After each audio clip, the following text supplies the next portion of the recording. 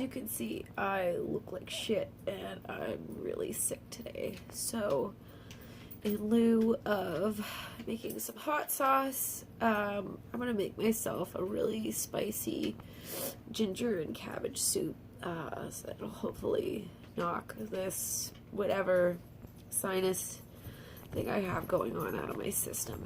So let's look at our ingredients and see what we have. And it's literally just as much ginger and garlic as you can tolerate, and some veggies. Important ingredients in this that's really going to help knock some shit out of your system is ginger and garlic.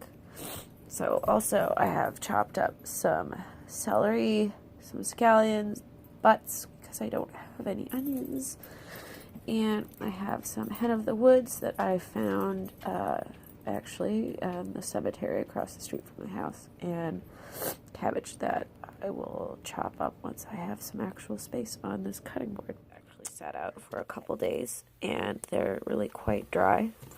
So I'm going to put those in first because I want those to get nice and brown. And if we crowd the pan and add other things to it, then it's going to steam and essentially kind of just poach the mushrooms as opposed to. So next I'm going to toss in my celery, scallion, all the way on the far left. That's the garlic chopped up real roughly. And on the top left, that's our ginger. We're just going to chuck all of this in here to help me get this a little bit warmer. Or not warmer. Oh my god, I can't make words today. A little bit more moist. I'm actually going to turn my heat down a little bit. Pardon my shadows and poor lighting. This is directly on my stove and not on my nice little, what's it called? My kitchen island, where the lighting is actually set up purposefully for video. So I'm just going to season this with a little salt, help pull some moisture out. So then all this brown on the pan, this isn't bad. We want this, and once these vegetables start sweating, all that moisture is going to help to glaze the bottom of this pan. So we're just going to stir this around like medium, on the lower side of medium heat until nicely sweated. I'm going to add the rest of my cabbage, some more salt. I'm going to add some herbs from my garden, probably some thyme and rosemary, because those are both really good antibacterials. Stuff in this pot right now. This is pretty much the most not technical way to do this. But you know what? I'm sick and I just really want soup.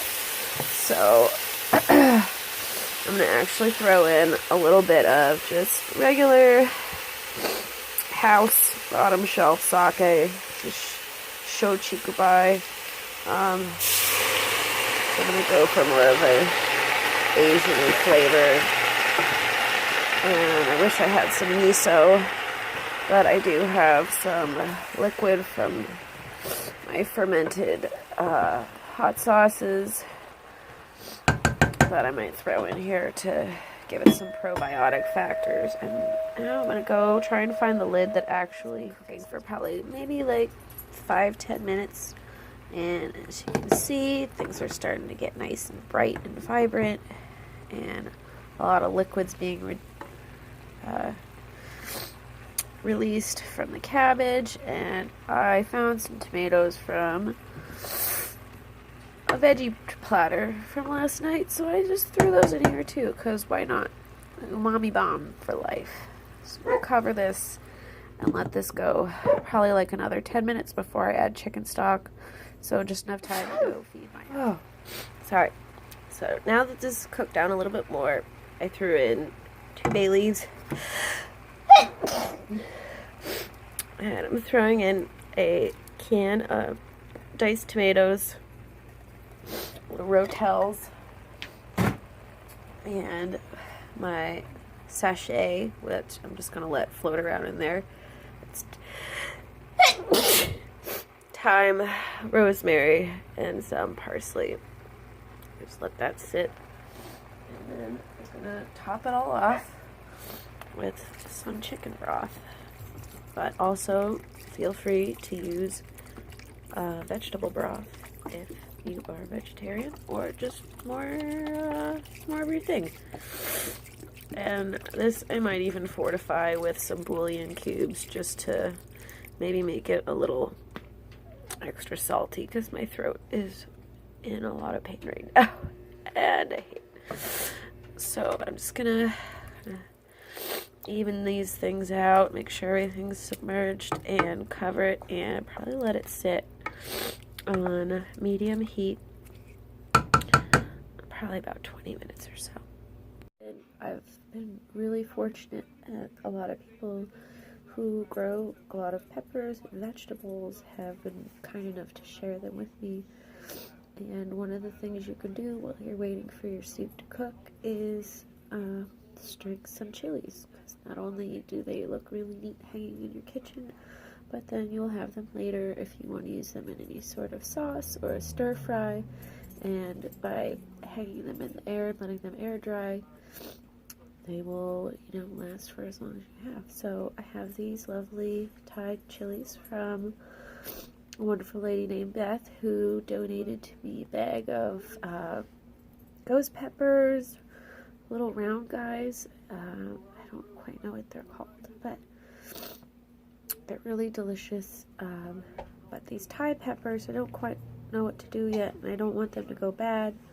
So you want to go through them and make sure that they're all, nothing is moldy or rotten, because that's not really going to help you if you're trying to dry them.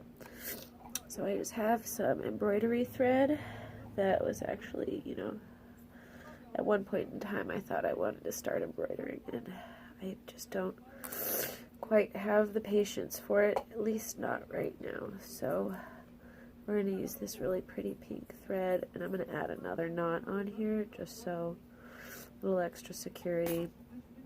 So we're going to take our thread, and I'm just going to go right through the middle of these. And when you string them, you're going to want to leave a little space between them for them to breathe. Just take it right down there. And just repeat this with all of the chilies until you have a nice long strand. It should look like this. You want to leave, oh god, that's so bright. You want to leave a little bit of space in between everything. And then you can hang it up with all your other witchy shit that you have hanging from your ceiling light. Like your dill seed and angelica and chamomile and random ladles. Because you could never have to just throw in this handful of scallion tops that are, excuse me, chopped up like a 5-year-old. And now I'm gonna season and eat it. So there you have it.